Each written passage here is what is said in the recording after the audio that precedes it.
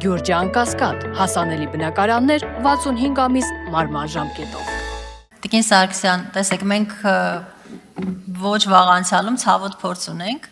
երբ օրինակ ոստիկանական համակարգում սովորաբար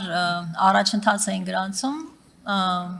ոչ մասսայականներ իհարկե սա, բայց առաջընթաց էին գրանցում այն ոստիկանները, որոնք ավելի շատ էին մարդկանց բերման ենթարկում, ավելի շատ էին տուգանում եւ այլն։ Եվ հիմա հարցս հետեւյալն է, երբ մենք խոսում ենք արդյունքների մասին, դրական արդյունքների եւ կատարողականի, որով կատարողական, այսինքն պիտի գնահատենք, մենք կարող ենք գոնե մի քանի կոմպոնենտ իմանալ, թե ինչ ասել է դրական արդյունքներ, օրինակ ավելի շատ խախտումներ գրանցել, ավելի շատ տուգանումներ ունենալ եւ այլն տուգանքներ։ Այս մասով կխնդրեի մի փոքր պարզաբանել եւ երկրորդ հարցս էլի վերաբերում էր ատեստավորման համադրմանը, այսինքն մենք այս պահին դեռ չունենք թե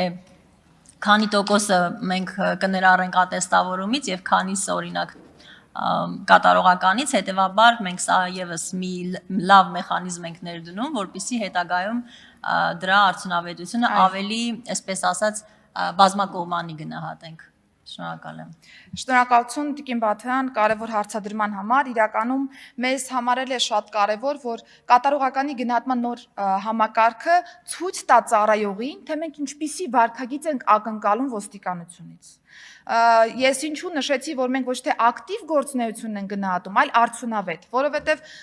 10 հոգու բերման ենթարկելը դեռևս չի նշանակում, որ բերման ենթարկման բոլոր դեպքերը նախ իրավաչափ են եւ երկրորդը ծառայում են որևէ նպատակի։ Իհարկե, այստեղ չենք էլ կարող հակառակը պնդել, բայց ունենք օբյեկտիվ են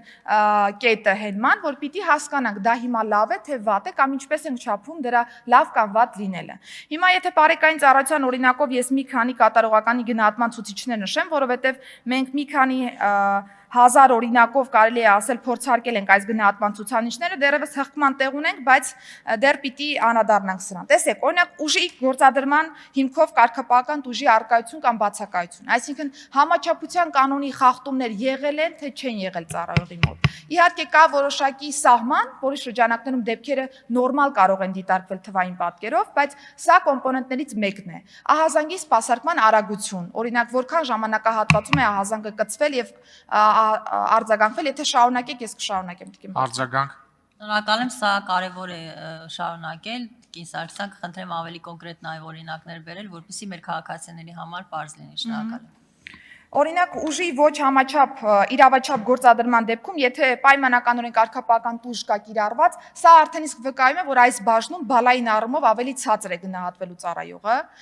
կամ եթե ահազանգի սպասարկման տևողությունը պայմանականորեն կցվելուց հետո 15 րոպեվա ընթացքում է եղել, դա օրինակ նորմալ է դիտարկվում, բայց եթե միշտ կես ժամվա տրամաբանության մեջ է ահազանգերի սպասարկումը, ավտոմատ սա եւս բալի իջեցնում է։ Կամ հանցագործությունների բացահայտումը, որովհետեւ եթե մենք բարեկային ծառայողներին ասում ենք, որ ձեր միակ նպատակը, խնդիրը ճանապարհային երթևեկության կարգավորումը չէ, զուգահեռ նաև ունենք հանցագործության բացահայտման պարտականություն, պիտի հասկանանք, թե կոնկրետ կարգախումբը որքան հանցագործություն է բացահայտել։ Ճանապարհային երթևեկության կանոնների տեսանկյունից մենք գնահատում ենք ոչ թե բոլոր երթևեկության կանոնների խախտումները, այլ օրինակ անվտանգային բաղադրիչ ունեցող խախտումների դեպքում ավելի բարձր են կշիռը տալիս, եթե օրինակ ամրագոտու հետ գործ ունենք կամ խմած վարելու հետ գործ ունենք եւ այսպես շարունակ։ Այսինքն առանձնացրել ենք այն կարևոր կոմպոնենտները, որոնք որպես բարեկի գործունեության տեսանկյունից մեզ համար կարևոր է հասկանալու, որ այո, այս կարգախումբը արդյունավետ է գործում։ Եվ այսպես շարունակ։